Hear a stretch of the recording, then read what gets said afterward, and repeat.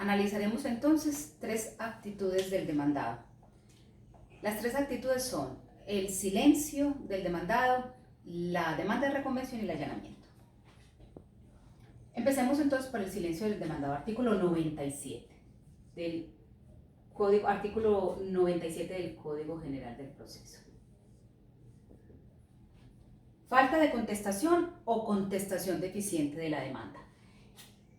¿Qué es lo que desarrolla el artículo? El artículo dice que dentro del término de traslado de la demanda puede guardar silencio el demandado, pero esto lo debemos entender bajo tres perspectivas. La primera, hay ausencia de contestación, hay una contestación deficiente, y deficiente para la norma significa que no sea consecuente con la realidad. Voy a leer el texto específico. Dice que las afirmaciones o negaciones contrarias a la realidad o sea extemporánea.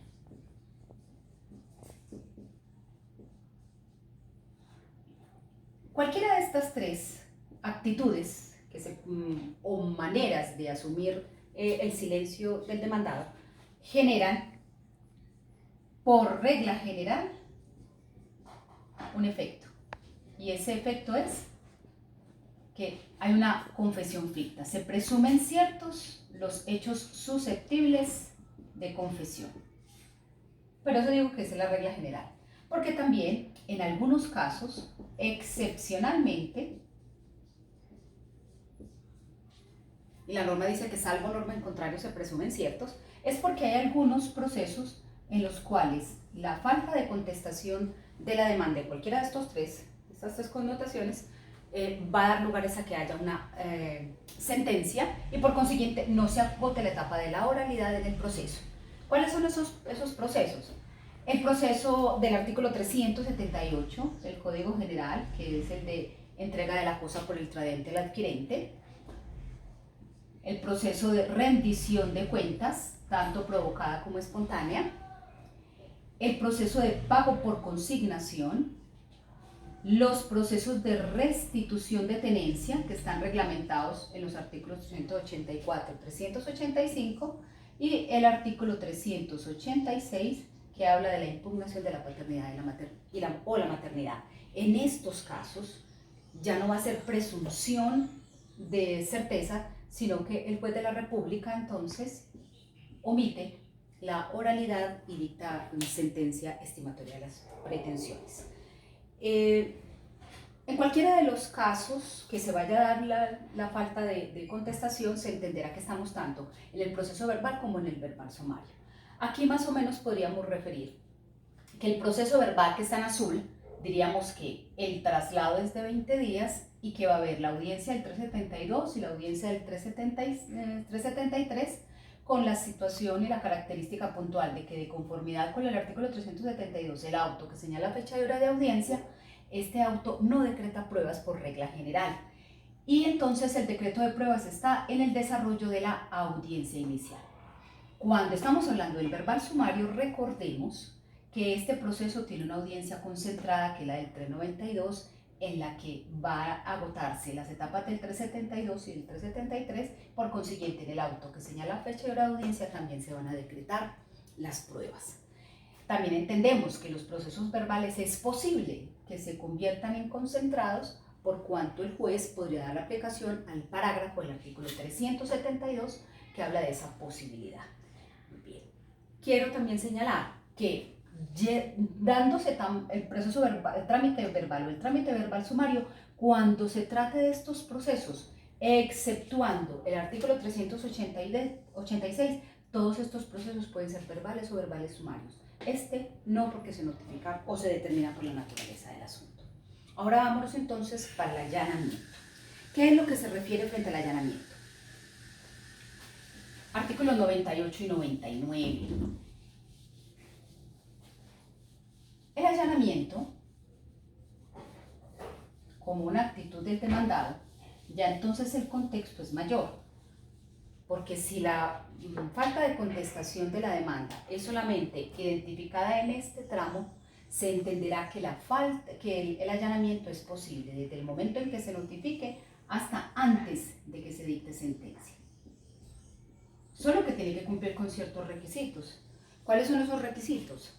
Pues tiene que ser un sujeto bajo los parámetros del artículo 99 calificado para ello.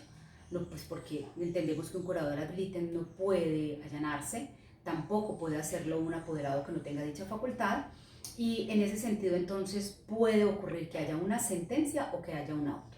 Lo primero que tenemos que referir es que cuando hay allanamiento, ese allanamiento es expreso. Allanamiento es expreso. Y tiene que manifestar su aceptación tanto de los hechos como de las pretensiones de la demanda. Como hay un pronunciamiento de las pretensiones, cuando el juez acepta dicho allanamiento, va a haber una sentencia. Pero cuando se da ocurrencia de alguno de las circunstancias establecidas en el artículo 99 o el juez considera que debe decretar pruebas, es posible entonces que no haya una sentencia, sino que haya un auto que declara ineficaz. Un auto de ineficacia o una sentencia. En conclusión, diríamos que el allanamiento implica aceptación expresa de los hechos y de las pretensiones por parte del demandado, que arroja entonces una sentencia. Cuando no se dan las características ni las condiciones para que se dé el allanamiento, o se den alguno de los parámetros que se da por el artículo 99, se entenderá que el juez lo que va a dictar es un auto de ineficacia. Ahora miremos la tercera actitud, que es la formulación de la demanda de reconvención. La demanda de reconvención está reglamentada en el artículo 371 del Código General del Proceso. Lo primero que tendríamos que advertir frente a dicha situación es que el artículo 371 se encuentra dentro del contexto de los procesos verbales. Hay algunos que manifiestan que como se encuentra ubicado en el contexto de los procesos verbales, pues no daría lugar a los procesos verbales sumarios, pero esa discusión ha sido superada. Es decir, que la demanda de reconvención como actitud del demandado puede darse o en los procesos verbales o en los verbales sumarios, salvo norma en contrario, como es el caso, por ejemplo, de los procesos de restitución de tenencia, en los cuales no es posible la demanda de reconvención. Muy bien. La otra situación que hay que establecer con la demanda de reconvención, para que lo recordemos, es que podría dar lugar a la alteración de la competencia de conformidad con el artículo 27 del Código General. Si esto queda claro, revisemos entonces cómo podría ser graficado de alguna manera para darle claridad la demanda de reconvención. Lo primero que hay que entender es que esta demanda de reconvención se formula obviamente dentro del término del traslado. Entonces se formula demanda. Como se llama demanda, es decir, tiene sus propios hechos y sus propias pretensiones, completamente independiente a la demanda inicial, ya tenemos entonces aquí dos demandas. Esa demanda de reconvención tiene que cumplir con los requisitos del artículo 82 y siguientes del Código General del Proceso.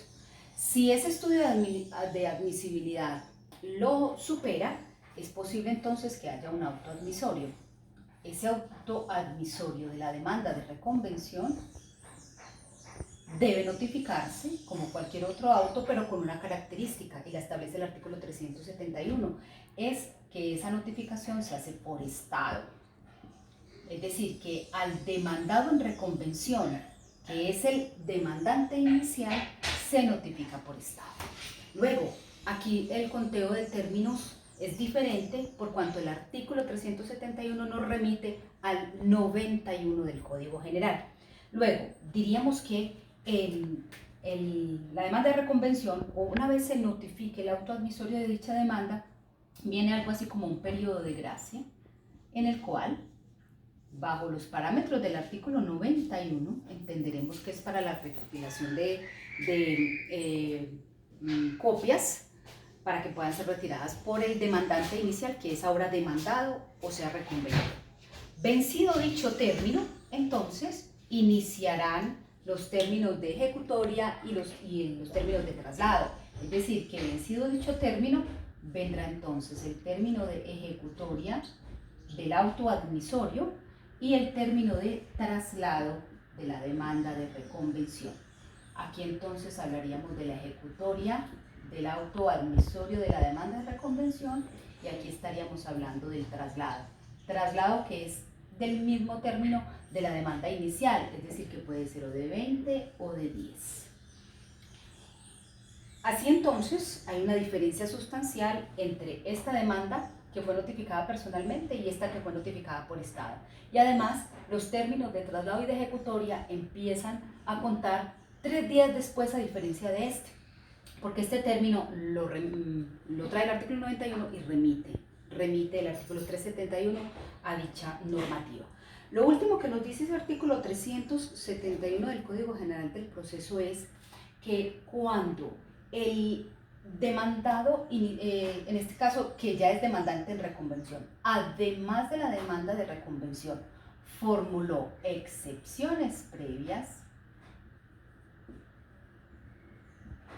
porque no son excluyentes los dos comportamientos, es posible que aquí el demandante inicial, o sea, demandado en reconvención, también haya formulado excepciones previas.